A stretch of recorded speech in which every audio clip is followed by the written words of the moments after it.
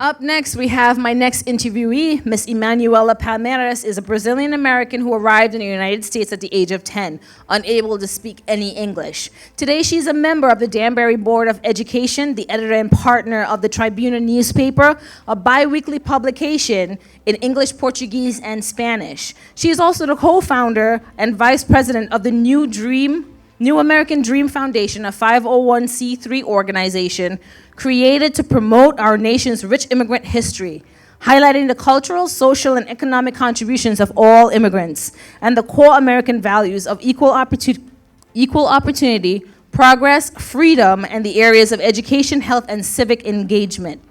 She holds what's referred to as the most meaningful positions of all, being the mother of her son, Kyle, who has autism spectrum disorder, the proud daughter of Cecilia and Genison Palmeres, her role models, and a partner to her husband, State Representative J.P. Strzynski. She is also a ketogenic diet enthusiast with over 7,000 followers on Instagram, with whom she shares her wellness journey and dishes with. Please welcome to the stage Miss Emanuala Palmeres.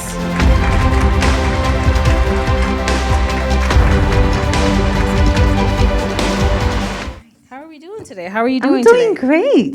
This has been wonderful. Coming. My pleasure. Being on my show today, I really appreciate it. It's an honor. Congratulations, and it's a great way to just show off culture and get to know people. So thank you for having me. Not a problem. Now, you seem like a very busy woman. I am, a little bit. Many hats from that amazing introduction I just gave. How do you find time for it all? How do you do it all? You know, I grew up with a very dynamic mom who is here with us today. Mom, hi. Hi, Mom. That always taught us girls, I'm one of two girls, and I also have two brothers, that, the sky's the limit, and that we always have to find ways to contribute to our community and find a career that's fulfilling. So I feel that I get to do all that. That is perfect. And congratulations to you, Mom. You must be very, very proud of your daughters and sons. Let's not forget them. Now, this year, you were appointed by the mayor of Danbury to the Board of Education. Yes. But you also ran in 2015 and 2017 for a position. How did that come about? Why did you want to be on the Board of Education? My entry into politics kind of came from one of my jobs as being the editor of the Tribuna. It literally got to a point where I was kind of tired of writing stories about things that I wanted to change, right, and decided to be a part of the political discourse for me to be able to change those things myself. So I've ran for the board. Every time I run, I gain more voters and supporters. I've also ran for state representative, and that's how I met my husband. Oh, wow. He was assigned to be one of my mentors in my campaign, and after knocking on 4,000 doors together, we fell in love. Oh, nice.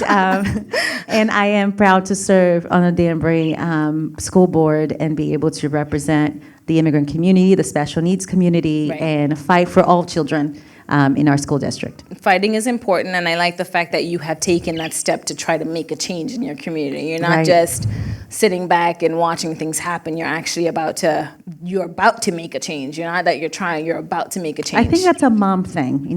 Once you become a mom, you just realize that if you want to make sure that your children are going to be well, is that there are some things that are out of our control, but not everything. There's some things that they're out of our control because we choose to, because we're not engaging with them.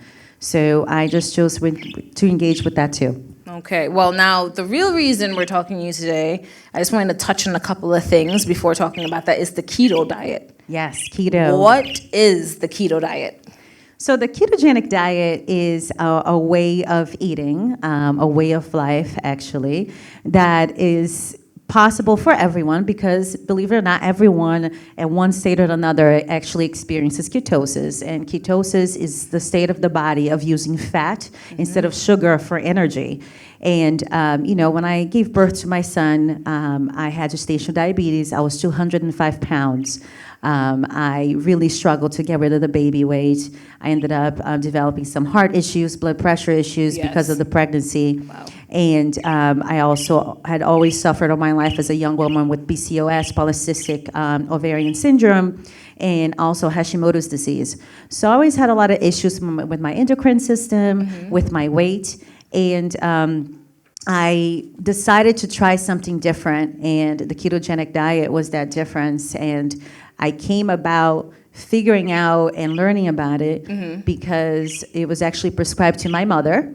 Okay. She has diabetes and high blood pressure, and her nutritionist in Brazil that she sees when we go back home prescribed her the diet. And out of moral support, because I knew she was going to say, you know what, I cook for your dad, I cook for your brother, there's no way I'm going to go on a diet, there's no way I'm going to do what this doctor's saying, I don't believe in organic, I was raised in Brazil, and she was also a cancer survivor, so shout out there for cancer survivors. Yeah, Mom. And she goes, I survived so many stuff, I don't think that eating a banana is going to change. So I said, you know what, Mom, here's the thing. I'll cook for you, because I also need to lose some weight. And you don't have to cook. And we have a 3-family home. So my mom's on the first floor. I'm on the second. My brother's on the third. So they can't shake me off. They've tried, but they really can't. They can't get rid of you? No, I'm married with a kid, and I'm still around. And I said, I'll cook for you and for me and my husband. And you don't have to worry about the cooking. Just eat the food. And that's how we embarked on this journey together. Right. And it has transformed her health.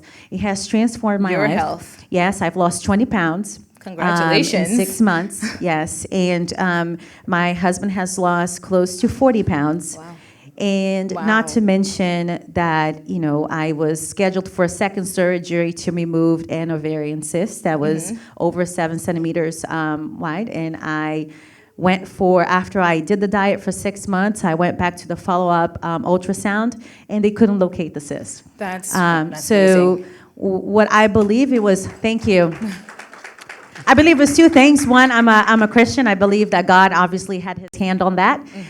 But I also believe that when I was looking at my nutrition I was eating before I started doing keto, is sugar. Sugar's a big thing. Sugar was really wreaking havoc in my body. And sugar that wasn't just me putting sugar in my coffee or eating lots of condensed milk because I'm Brazilian, but it was the sugar, the hidden sugars in carbs and in other things that I was not aware of. So the diet kind of opened up my eyes to that. Opened up your eyes to everything. Yes. Now, what kind of dishes do you make at home? What is Mom's favorite dish? So that's the beauty of keto. You can make anything, as long as you're following the list of ingredients that are allowed within a ketogenic diet. So just to give you a little bit of an example, I have not eaten close to a year now any white flour, any processed sugars. Okay. So when for instance, for Thanksgiving, I made several pies, but I made them all with almond flour instead of using regular flour. So my flour came from nuts instead of coming from grains. Keto is a high-fat, moderate protein, very low-carb diet. And the beauty about it, especially when you're coming from countries that have very strong indigenous influences, it means that your body's kind of built for it. Because we're coming from people in our genealogical tree that had to hunt, get berries and forage from nature, right? And eat a lot of fats to sustain themselves through the workday, laboring in the fields, building their own homes. So pretty much if you think about the ketogenic diet as a primal way of eating, we're going back to our ancestors. We're eating more animal fats. We're eating more natural fats. And then we're also eating an expressive amount of meat. And then we're really stepping away from sugars and carbs as our main energy source. And we're really drawing our body to fat. So it's a more sustained way of living. For instance, one of the breakfasts that I have, I make omelet that the crust of the omelet is also cheese. So I just pour some shredded cheese on a frying pan. I let that bubble up. Then I put my egg mixture. Usually I do 2 eggs. With the yolk, not egg whites. This is a good diet. I mean, you eat a lot and you eat well. Okay, I'm not talking about egg whites and low fat. This is high fat and put that yolk in there. So I do 2 egg yolks. I do a quarter of a tablespoon of heavy cream. I mix that up. As that cheese is bubbling up, I pour in my egg mixture. Then I stuff it with more cheese. I put some mozzarella cheese, some Swiss cheese. Then I put some ham in there. And I put some mushrooms. Actually sounds very delicious. And then you flip it over, and it's a nice cheese crust on the outside, so it feels like a taco. It's amazing. And then I slice up an avocado, and I eat the whole avocado on top of that as well. And that's your entire breakfast. And that's my breakfast. And because if you look at that breakfast, the high fat in the cheese, the high fat in the heavy cream, right? It's the richest part of the milk. And then I also add the oils from the avocado. I don't feel hungry until 1:30 in the afternoon because I have given my body fat instead of sugar. So fat lasts longer in your system than sugar does. And sugar comes in with a big rush, but lasts for a very short time. So this diet is the #1 recommended diet for people who suffer from diabetes. Is there anyone here that suffers from diabetes? My mom suffers from diabetes. It has a very low glycemic value. So you can eat many things in this diet.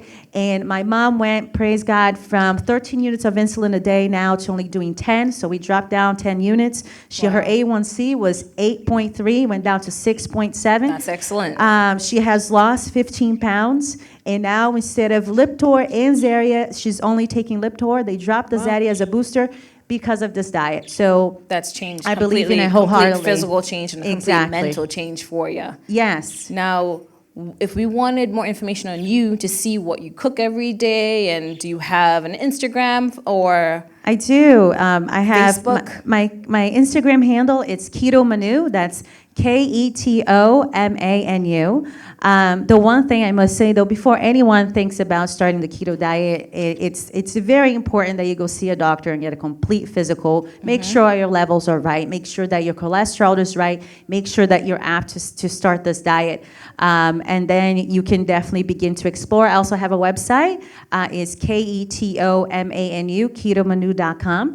And there you're going to find also more about my journey. And I post recipes of everything that I eat. And my Instagram is also, it's real. It's all the 3 meals I eat in the day. So I literally make it, take a picture, post it, and share it with the world, and show people that you're able to take care of all areas of your life. Your nutrition, your relationships, your spirituality, all those things contribute to us having a healthy life.